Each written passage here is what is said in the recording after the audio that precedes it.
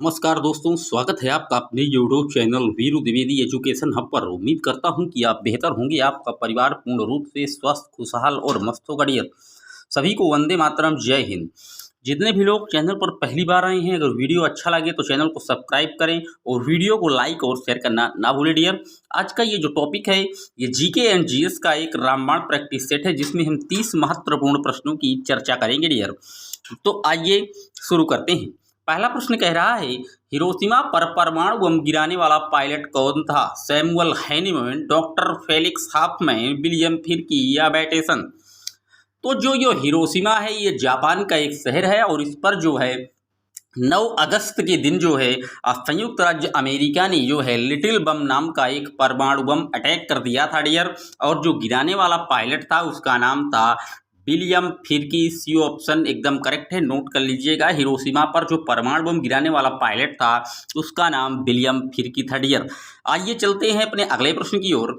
Safety pin की खोज किसने की थी? जॉन पेवर्टन ने, बेंजामिन फ्रैंकलिन ने, वाल्टर हंट ने या लेनिन ने?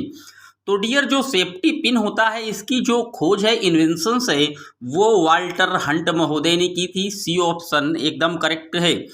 सर्वप्रथम जीन शब्द का प्रयोग किसने किया था? ये जीन है डियर, जीन। क्या जॉनसन ने, बैटेसन में, वाल्टर हंट ने या कॉपरनिकस ने? तो बता दें डियर, जो सर्वप्रथम जीन शब्द की बात की थी वो बैटेसन ने की थी। बी ऑप्शन एकदम करेक्ट है। जीन क्या है?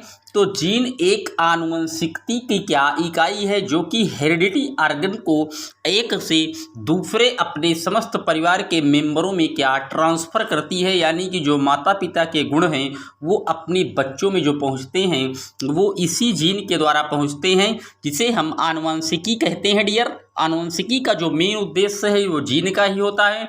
और जीन क्या एक स्थिर संरचना मानी जाती है डियर। ये प्रश्न पूछा जाता है कि जीन कैसी संरचना है, तो आप बताएंगे कि जीन एक स्थिर संरचना है। बी ऑप्शन एकदम करेक्ट है। आइए चलते हैं अपने अगले प्रश्न की ओर। समाजशास्त्र के जनक कौन है? चार्ल्स डार्विन, जॉर्ज जे मेस्टल, सैमुअल हैनीमैन या अगस्त काम्टे? तो जो समाजशास्त्र के जनक माने जाते हैं वो सैमुअल हैनीमैन को माना जाता है डियर। सी ऑप्शन एकदम करेक्ट है। चार्ल्स डार्विन आपको पता है क्या योगतम की उत्तरजीविता के जनक माने जाते हैं। इन्होंने कहा था कि जो प्रकृति में वही जीवित रहेगा जो अपने आप को प्रकृति के अनुसार क्या ढाल लेगा डियर। तो सी ऑप्शन एकदम करेक्ट है, नोट कर लीजिएगा। शून्य की खोज किसने की थी? जेनर ने, आर्यभट्ट ने, फर्डिनांड लेसेप्स ने या सैमुअल हैनीमैन ने? तो बता दें डियर, जो शून्य की खोज है वो महान गणितज्ञ आर्यभट्ट महोदय ने की थी। बी ऑप्शन एकदम करेक्ट है। विषाणु की खोज किसने की थी? क्या डॉक्टर फिलिप हॉफमैन ने, बेंजामिन फ्रैंकलिन ने, इवानोविस्की ने या वाल्टर हंट ने? तो विषाणु की जो खोज की गई थी डियर वो इवानोविस्की के द्वारा की गई थी। और इवानोविस्की ने तंबाकू के मोजैक रोग में ही विषाणु की खोज की थी। अगर पूछ ले चेचक किससे होता है तो ये विषाणु रोग है। और जो इस एडवर्ड जेनर ने इसके वैक्सीनेशन की प्रक्रिया को खोजा था डियर, ये भी आप नोट कर लीजिएगा। आइए बात करते हैं अपने अगले प्रश्न की। विद्युत बैटरी के आविष्कारक कौन है? Machiavelli, Samuel Hahnemann, Louis Braille या अलेक्सांद्रो वोल्टा? तो विद्युत जो बैटरी होती है डियर, इसमें जो प्लेटें अंदर लगी होती हैं बैटरी की वो लिथियम की लगी होती हैं, लिथियम की। और जो इसमें जल भरा होता है डियर वो सल्फ्यूरिक अम्ल भरा होता है, H2SO4। ये भी आप नोट कर लीजिएगा। और विद्युत की बैटरी के जो आविष्कारक हैं ये अलेक्सांद्रो वोल्टा जी माने जाते हैं, यानी कि डी ऑप्शन एकदम करेक्ट है। D for Denmark. आइए बात करते हैं अपने अगले प्रश्न की। विटामिन डी का आविष्कार किसने किया था? Bernard Weber, Hopkins, Benjamin Franklin या इनमें से कोई नहीं? तो विटामिन डी का जो आविष्कारक है डियर वो है हॉपकिंस। जॉन हॉपकिंस ने विटामिन डी की खोज की थी। विटामिन डी का जो सबसे उत्तम स्रोत है वो सूर्य की जो रोशनी है वो विटामिन डी के लिए सबसे लाभप्रद है। और विटामिन डी की कमी से ही क्या आप जो देखते हैं ना कि वो विकृत हो जाती है शरीर, उसकी हड्डियां टेढ़ी मेढ़ी हो जाती हैं डियर, वो किसकी वजह से होती है? वो विटामिन डी की कमी से होती है, जिसे हम सूखा रोग के नाम से भी जानते हैं। अगर प्रश्न पूछ ले कि सर्वप्रथम किस विटामिन की खोज हुई थी तो आप बताएंगे कि विटामिनों में जो सबसे पहले विटामिन की खोज हुई थी वो विटामिन सी की हुई थी डियर। विटामिन सी सबसे पहले खोजा गया था जो कि आंवले में खोजा गया था। बी ऑप्शन एकदम करेक्ट है इसका। डी का विटामिन डी के आविष्कारक हॉपकिंस हैं। आइए बात करते हैं अपने अगले प्रश्न की। रेबीज के टीके की खोज किसने की? Pasteur, Louis Bell, Robert Hooke या लैमार्क ने? तो जो रेबीज का टीका है डियर, इसकी खोज लुई पाश्चर ने की थी। और रेबीज आपको बता दें ये हाइड्रोफोबिया से रिलेटेड बीमारी में इंजेक्ट किया जाता है। जैसे कुत्ता अगर काट लिया, बंदर काट लिया, तो ये क्या हाइड्रोफोबिया के लिए ये रेबीज का टीका जो है वो जो है शरीर में इंजेक्ट किया जाता है। ए ऑप्शन एकदम करेक्ट है। ये जो आप रॉबर्ट हुक को लिखा देख रहे हैं, इन्होंने कोशिका की खोज की थी सन 1665 में। और लुइस ब्रेल ये जो फ्रांस के महान मनोवैज्ञानिक थे जिन्होंने ब्रेल लिपि का प्रतिपादन किया था, ये भी आप नोट कर लीजिएगा। आइए चलते हैं अब अपने अगले प्रश्न की ओर।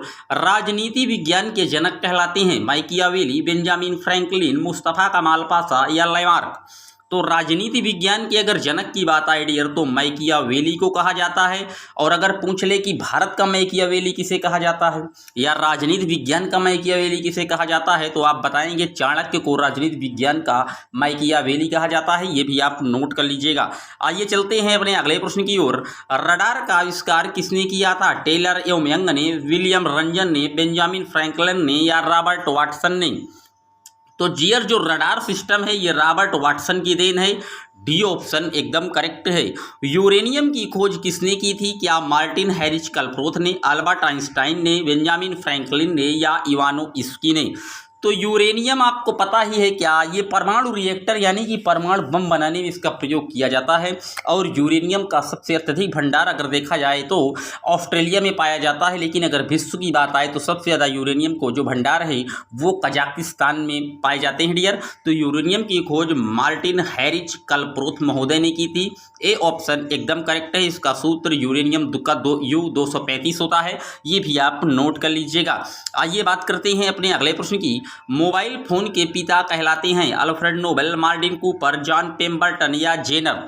तो मोबाइल आप सब लोग यूज करते हैं तो इसको जाने रखिए कि मोबाइल के जो फादर आप जो मोबाइल के कहलाते हैं डियर वो मार्टिन कूपर हैं। प्रश्न पूछ सकता है भविष्य में, तो बी ऑप्शन एकदम नोट कर लीजिएगा। मार्टिन कूपर जो है ये मोबाइल के जनक माने जाते हैं। लेकिन अगर लैंडलाइन फोन की बात पूछी जाती तो ग्राहम बेल का नाम नोट कर लीजिएगा। आइए बात करते हैं अपने अगले प्रश्न की। मोटर कार का आविष्कार कौन था? हिकेटियस, कार्ल ब्रेंजिवानोव्स्की या मुस्तफा कमाल पाशा? तो मोटर कार के जो जनक माने जाते हैं वो कार्ल बेंज को माना जाता है डियर मोटर कार के। बी ऑप्शन एकदम करेक्ट है, नोट कर लीजिएगा। मिस वर्ल्ड प्रतियोगिता के जनक कौन है? हिकेटियस, सैमुअल हैनीमैन, एरिक मोलरी या मार्टिन लूथर किंग? तो जो मिस वर्ल्ड प्रतियोगिता के जनक हैं वो एरिक मोरली को माना जाता है। सी ऑप्शन एकदम करेक्ट है। प्रश्नों का लेवल अगर आपको अच्छा लग रहा है, प्रश्न आपको एकदम नए लग रहे हैं, ऐसा लग रहा है कि आप इसको पहली बार रीड कर रहे हैं, पहली बार पढ़ रहे हैं, तो चैनल को सब्सक्राइब करिएगा और वीडियो को अपने फ्रेंड सर्किल में जरूर शेयर करिएगा डियर। आइए चलते हैं अपने अगले प्रश्न की ओर। गुप्त वंश में जो विश्वविद्यालय प्रसिद्ध हो गया था वो कौन था? कांची का, तक्षशिला का या नालंदा या वल्लभी विश्वविद्यालय? तो गुप्त काल में जो विश्वविद्यालय प्रसिद्ध हुआ था वो नालंदा विश्वविद्यालय प्रसिद्ध हुआ था, जो कहाँ पड़ता था? बिहार में। और बता दें नालंदा विश्वविद्यालय को पूर्ण रूप से नष्ट करने वाला एक शासक था जिसका नाम था बख्तियार खिलजी, जिसने नालंदा विश्वविद्यालय में आग लगवा दी थी और कई महीनों तक यहाँ की किताबें जो है क्या जलती रही थी डियर। तो नालंदा विश्वविद्यालय जो है गुप्त युग का एक प्रसिद्ध विश्वविद्यालय था। सी ऑप्शन एकदम करेक्ट है। भारतीय नेपोलियन की उपाधि से किसे दी गई थी? चंद्रगुप्त मौर्य को, समुद्रगुप्त को, चंद्रगुप्त प्रथम को या हर्षवर्धन को? तो भारत का जो नेपोलियन कहा जाता है वो समुद्रगुप्त को कहा जाता है। बी ऑप्शन एकदम करेक्ट है, नोट कर लीजिएगा। आयुर्वेद के वैद्य चिकित्सक भगवानिक से मानते हैं सुश्रुत को, च्यवन को, धन्वंतरी को या चरक को? तो आयुर्वेद का जो वैद्य चिकित्सक है वो धन्वंतरी को ही माना जाता है, जो कि क्या गुप्त राजाओं के दरबार में ही निवास करते थे। सी ऑप्शन एकदम करेक्ट है। पहला ज्ञात गुप्त शासक कौन है? श्रीगुप्त, चंद्रगुप्त प्रथम, घटोत्कच या कुमार गुप्त प्रथम? तो पहला ज्ञात गुप्त शासक यानी कि गुप्त वंश की स्थापना किसने की थी? तो वो की थी श्रीगुप्त ने। ए ऑप्शन एकदम करेक्ट है। आर्यभट्ट और वराहमिहिर के सुविख्यात नाम किसके युग से संबंधित है? गुप्त, कुषाण, मौर्य या पाल वंश? तो आर्यभट्ट और वराहमिहिर ये गुप्त वंश से संबंधित है डियर। ए ऑप्शन एकदम करेक्ट है। इलाहाबाद के स्तंभ में किसकी उपलब्धियां उत्कीर्ण हैं? चंद्रगुप्त मौर्य की, समुद्रगुप्त की, विक्रमादित्य की या स्कंदगुप्त की? तो इलाहाबाद जो स्तंभ है डियर ये समुद्रगुप्त के स्तंभों से क्या उपलब्धियों से उत्कीर्ण है। बी ऑप्शन एकदम करेक्ट है डियर। आइए चलते हैं अपने अगले प्रश्न की ओर। चीनी यात्री फाहियान किस गुप्त शासक के शासनकाल के दौरान भारत आया था? चंद्रगुप्त मौर्य, समुद्रगुप्त, चंद्रगुप्त द्वितीय या कुमारगुप्त। तो चीनी यात्री जो फाहियान आया था वो चंद्रगुप्त द्वितीय के दरबार में आ गया था शासनकाल में। सी ऑप्शन एकदम करेक्ट है, फाहियान को नोट कर लीजिएगा, सी ऑप्शन। कवि कालिदास किसके राजकवि थे? चंद्रगुप्त मौर्य के, समुद्रगुप्त के, चंद्रगुप्त द्वितीय या कुमारगुप्त के? तो कवि कालिदास जो हैं वो चंद्रगुप्त द्वितीय के जो है राजकवि माने जाते हैं, सी ऑप्शन एकदम करेक्ट है। और कालिदास जो है जो इन्हें जो है उपमा के नाम से नवाजा जाता है। इनकी विभिन्न रचनाएं हैं, मैं आपको बता दूं, जैसे कुमार संभवम, मालविकाग्निमित्रम, शाकुंतलम, ये सब इनकी महत्वपूर्ण रचनाएं हैं डियर, सी ऑप्शन एकदम करेक्ट है। गुप्त युग का प्रवर्तक कौन था? यानी कि गुप्त वंश के संस्थापक की बात पूछ लिया तो ये श्रीगुप्त थे, बी ऑप्शन एकदम करेक्ट है। श्रीगुप्त ने ही गुप्त युग का जो गुप्त युग की शुरुआत थी वो श्रीगुप्त ने की थी, बी ऑप्शन एकदम करेक्ट है। गुप्त शासकों की सरकारी भाषा क्या थी? पाली, संस्कृत, प्राकृत, हिंदी या संस्कृत? तो गुप्त शासकों की जो सरकारी भाषा थी वो संस्कृत ही थी, और संस्कृत को हम आदि जननी के नाम से भी जानते हैं, क्योंकि सभी भाषाओं की जो मूल है वो सिर्फ और सिर्फ संस्कृत भाषा ही है डियर, तो डी ऑप्शन एकदम करेक्ट है। गुप्त शासन के दौरान निम्न में से ऐसा व्यक्ति कौन था जो एक महान खगोल विज्ञानी तथा गणितज्ञ था? क्या भानुगुप्त थे, वांगभट्ट थे, आर्यभट्ट थे या वराहमिहिर? तो डियर जो खगोल शास्त्री भी हों और गणितज्ञ भी हों तो वो थे आर्यभट्ट, सी ऑप्शन एकदम करेक्ट है, नोट कर लीजिएगा। गुप्त राजा जिसने विक्रमादित्य की पदवी ग्रहण की थी वो कौन थे? तो वो थे चंद्रगुप्त द्वितीय, जिन्होंने विक्रमादित्य की पदवी भी ग्रहण की थी, सी ऑप्शन एकदम करेक्ट है। गुप्त काल में किस धातु के सिक्के सर्वाधिक जो है जारी किए गए? सोना, चांदी, तांबा या लोहा?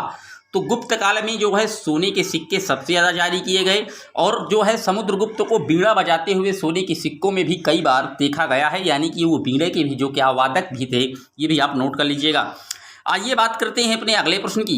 चंद्रगुप्त द्वितीय को और किस नाम से जानते थे? तो विक्रमादित्य के नाम से जानते थे। चंद्रगुप्त द्वितीय को ही हम क्या विक्रमादित्य के नाम से भी नवाज देते थे डियर। आइए चलते हैं आज के अगले और अंतिम प्रश्न की ओर। देखिए वही प्रश्न आ गया जिसको मैं भी आपको ऊपर बताया हूं कि निम्नलिखित में से किनके सिक्के संगीत के प्रति उनका प्रेम दर्शाते थे? तो ये गुप्त काल के शासक थे समुद्रगुप्त, जो स्कंदगुप्त, इन्होंने जो है सोने के सिक्कों में बीड़ा बजाते हुए भी अपनी तस्वीरें जारी की थी। तो गुप्त काल के जो लोग राजा थे उन्हें जो है संगीत के प्रति भी प्रेम था। तो ये थे आज के 30 महत्वपूर्ण प्रश्न जो कि जी के जीएस से थे। उम्मीद करता हूँ कि वीडियो आपको शिद्दत से समझ में आया होगा। मेरे प्रश्नों का अगर समझाने का तरीका आपको अच्छा लगा है तो ही आप चैनल को सब्सक्राइब कीजिएगा, वीडियो को शेयर और लाइक कीजिएगा, वरना ना कीजिएगा। मिलेंगे कुछ दिनों के बाद फिर आपसे एक वीडियो में, तब तक के लिए इजाज़त दीजिए। जय हिंद, जय Bharat. Thanks for watching my video.